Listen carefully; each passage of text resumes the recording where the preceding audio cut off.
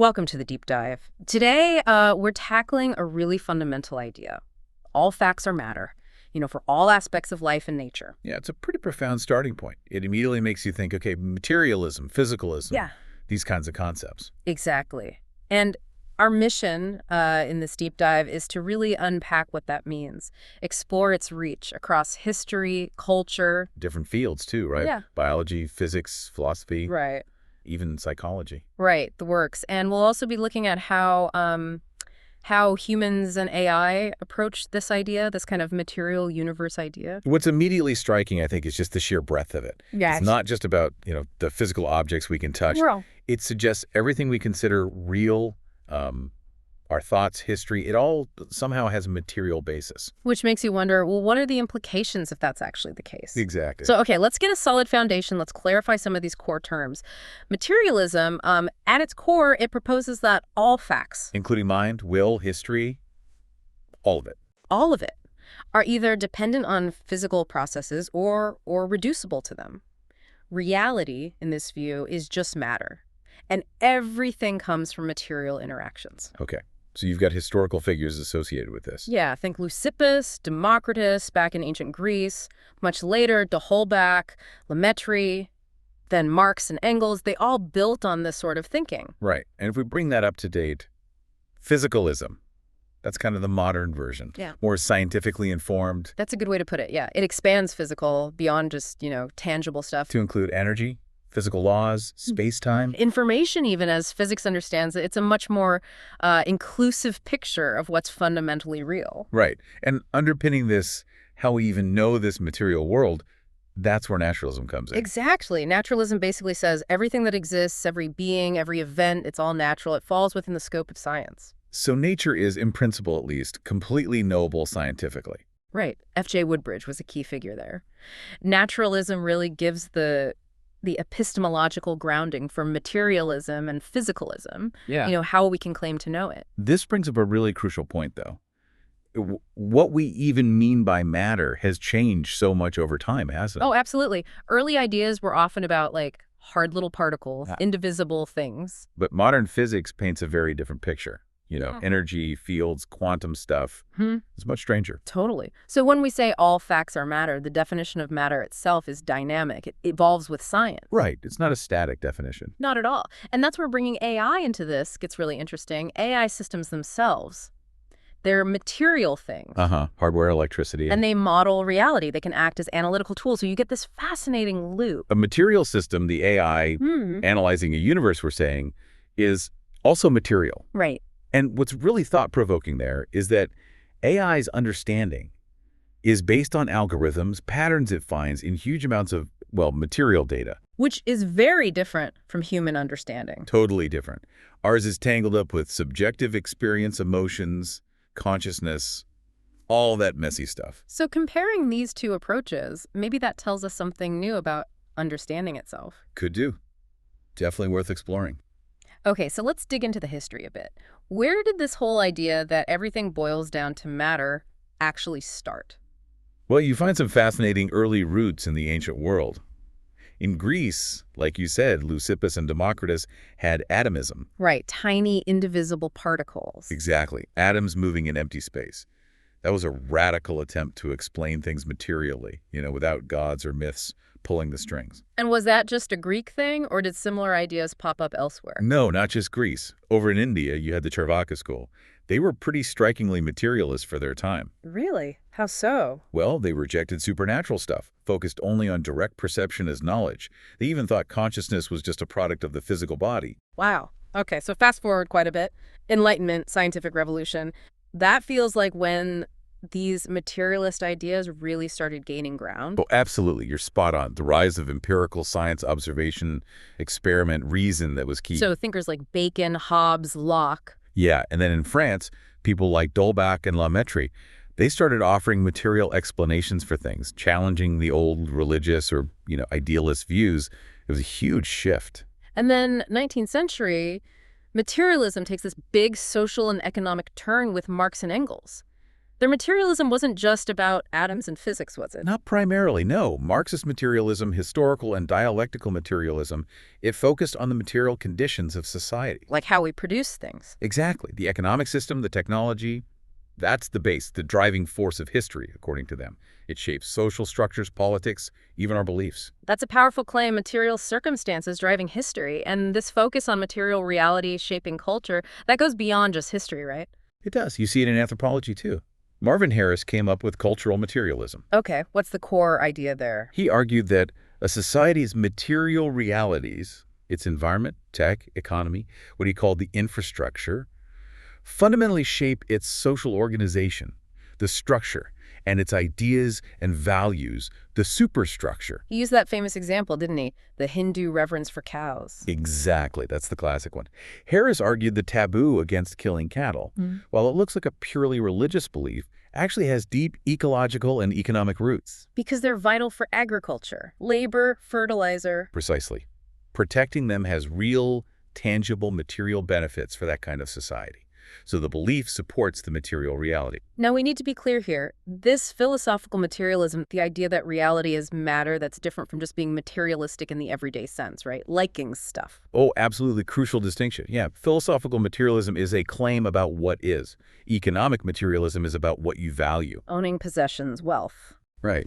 And how much people value that very hugely across cultures and individuals. Believing everything is matter doesn't automatically mean you only care about acquiring things. So looking back at this whole historical sweep, what's the main takeaway? The big picture?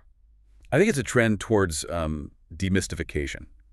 Over centuries, materialist ideas have become more and more powerful at explaining more and more things. From physics to biology to society. Right. It's a story of the growing explanatory power of seeing the universe as operating on material principles. Okay, let's pivot then. How does this all facts are matter idea play out in specific disciplines? Let's start with biology.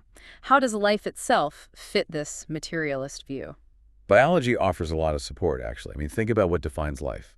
Cellular organization. DNA, RNA. Heredity, enzymes, homeostasis, metabolism, growth, responding to the environment, evolution. All these are fundamentally material processes. So living things are just really complex material systems. Incredibly complex, dynamic material systems. Yeah. But isn't there still a debate about whether life can be completely reduced to physics and chemistry? The whole reductionism versus emergence thing. That's a really important nuance, definitely. While biological processes clearly obey physical and chemical laws, some argue things like life itself, or maybe information, consciousness. They might be emergent properties. Meaning they arise from complexity but aren't just the sum of the parts. Kind of, yeah. Properties that you couldn't fully predict just by looking at the individual components. It's a huge area of ongoing debate. And Darwin's theory of evolution, natural selection, that seems like a cornerstone of materialist biology. Oh, absolutely. Darwin gave us this powerful materialist explanation for life's diversity. It's driven by heritable genetic variation, material changes in DNA. And how well organisms fit their material environment. Right. Natural selection itself. It's often called a material and blind force. It just shapes life based on what works in a given environment. So biology shows life as these intricate material systems evolving via material processes. Now, what about physics and math? How do they connect to a material reality? Well, physics gives us our most basic descriptions of the material world, doesn't it? Quantum mechanics, general relativity, they describe matter, energy, space, time. And math is the language. It's indispensable. Math lets us model these physical things with incredible precision. It's that unreasonable effectiveness Eugene Wigner talked about. Why does this abstract system fit the physical world so well? It's a deep question. And like we said before, physics keeps refining what physical even means. Exactly. It's not just solid lumps anymore. It's fields, forces, energy, the fabric of space-time itself. Physics is constantly updating our definition of matter within that statement, all facts are matter. Okay, so the natural sciences are deeply tied into this. What about philosophy?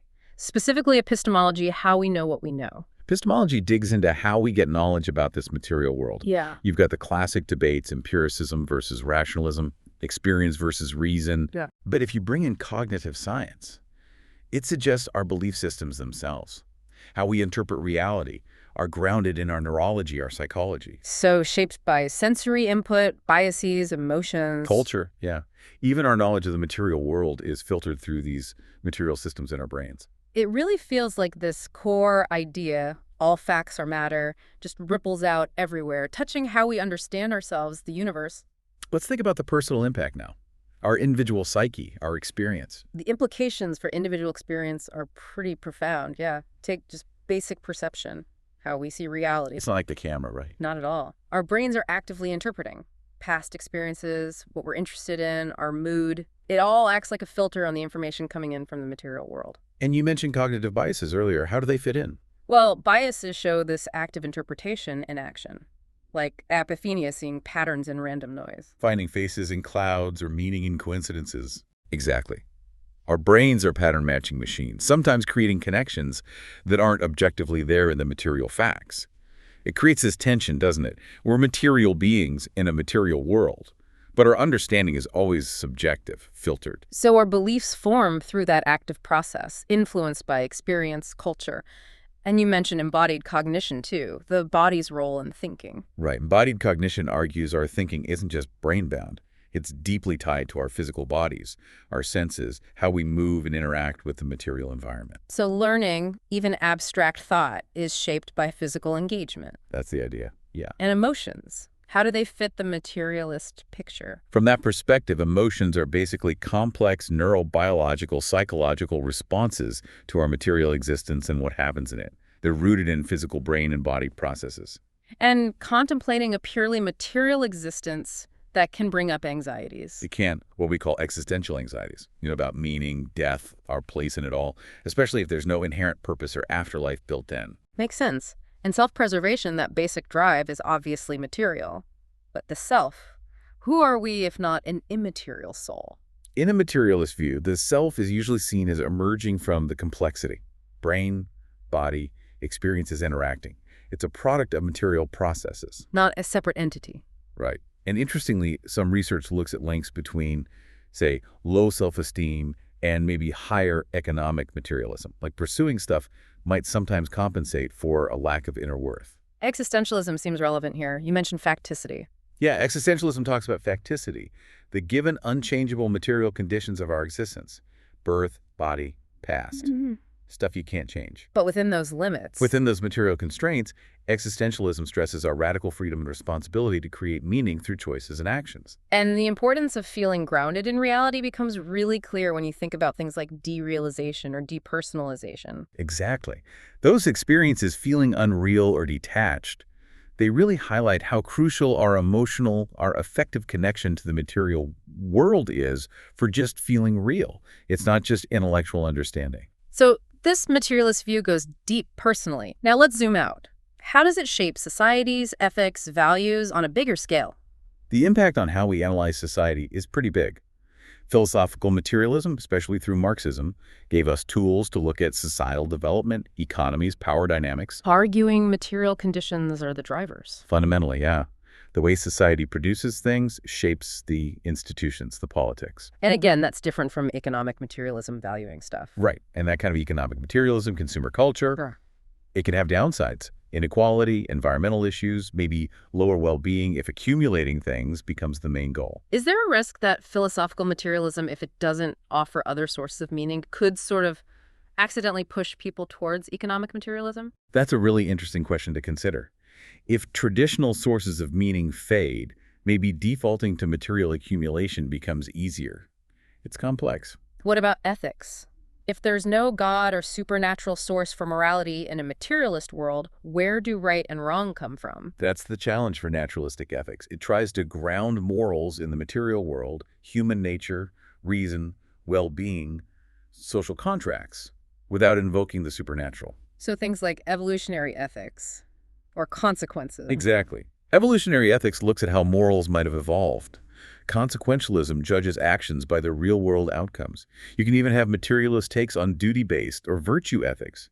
The core idea is ethics isn't fixed from above. It's an evolving product of material beings living together. Trying to figure out how to flourish. Pretty much. How to cooperate, minimize harm, build a good society based on our understanding of material reality. And how does materialism engage with belief systems that do posit non-material realities and things like conflict? Well, there's often tension, historically. Scientific materialism definitely challenged traditional religious explanations.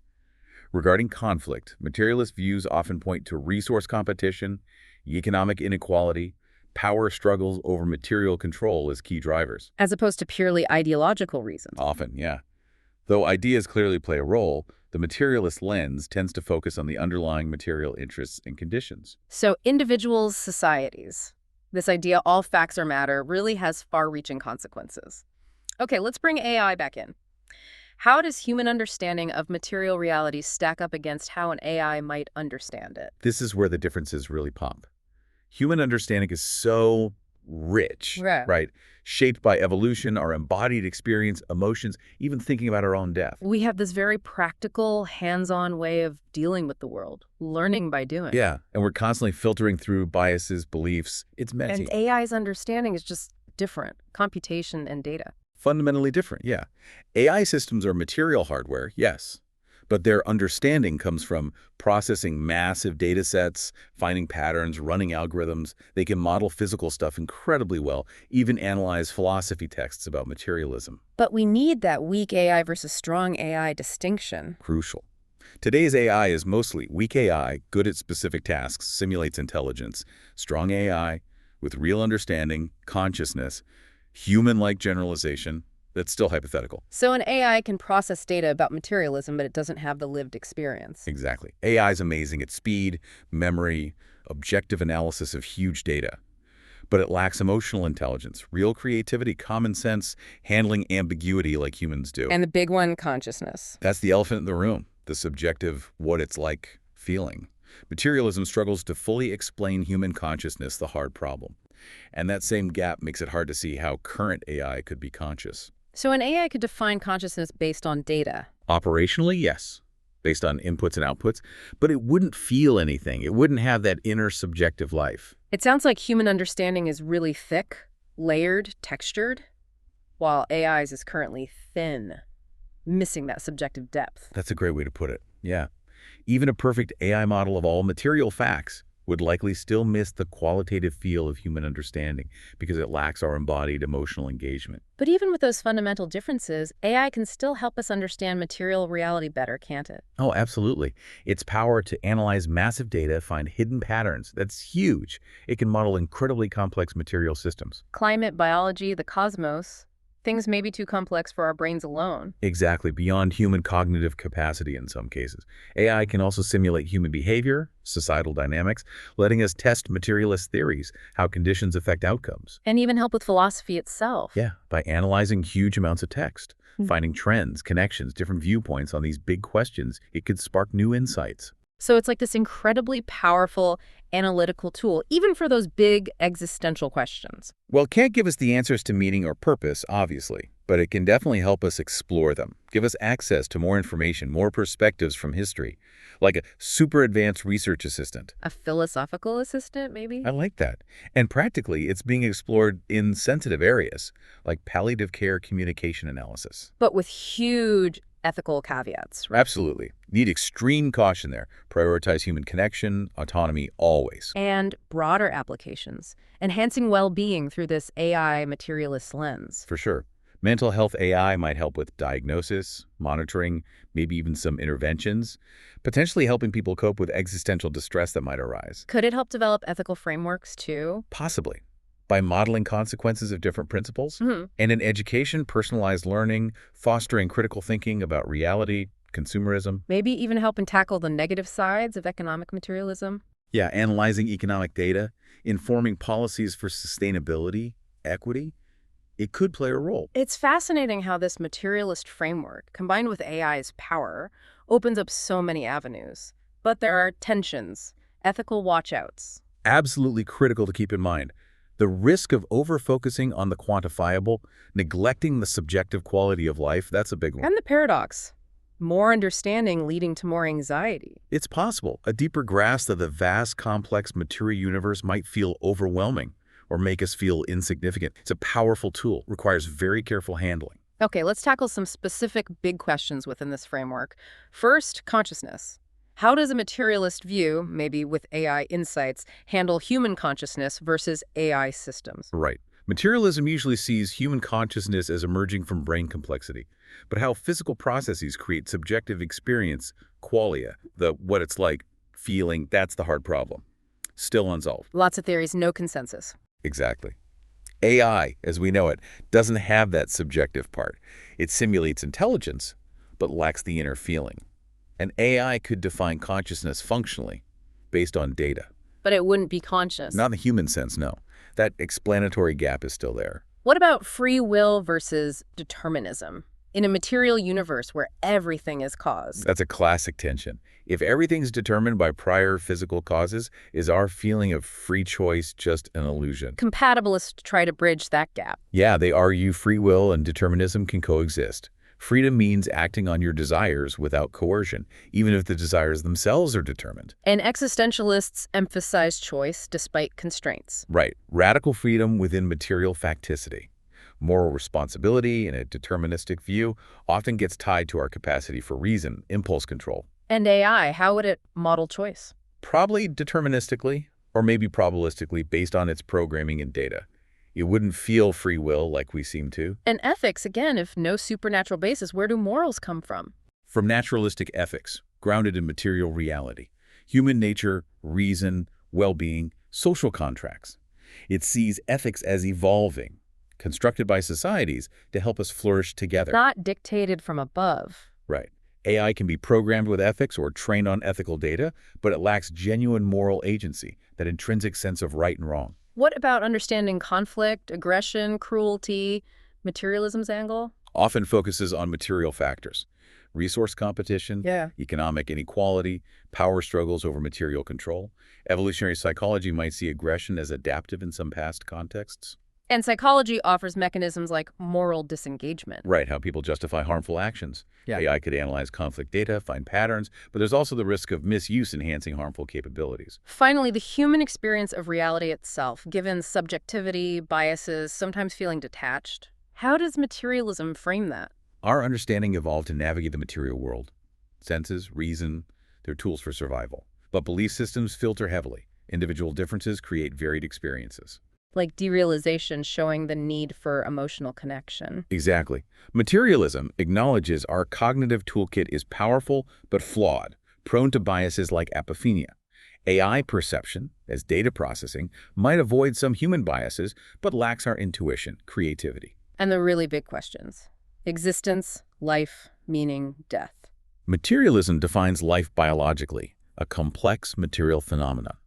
The search for meaning becomes a human project, maybe existentialist freedom within material limits. Death is the end of biological conscious processes. And AI's role in end-of-life stuff is limited. Very much so. Information, maybe communication support, but always with huge ethical oversight. These big questions, consciousness, free will, they're really the frontiers where materialism is still actively being explored and debated.